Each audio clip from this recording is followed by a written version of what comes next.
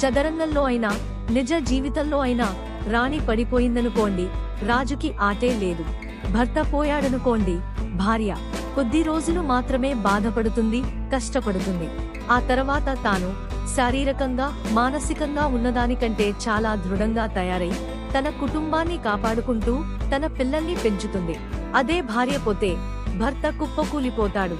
అందుకే అంటారేమో wife is life అని. ఎలా అంటే చెట్టు భర్త అయితే చెట్టుకున్న కొమ్మలు పిల్లలు, భార్య ఆ చెట్టుకున్న వేర్ల వంటిది. కనుక వేర్లే లేనప్పుడు చెట్టెక్కడిది, చెట్టుకున్న కొమ్మలెక్కడివి?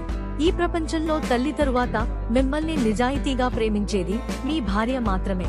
మీ తల్లి తరువాత మిమ్మల్ని ప్రేమించేది, కంటికి రెప్పలా కాపాడుకునేది, ఎవరికి నచ్చినా నచ్చకపోయినా మీ వైఫ్ మాత్రమే, ఇంకెవరో కాదు. ఇదే నిజ జీవితంలో సత్యం.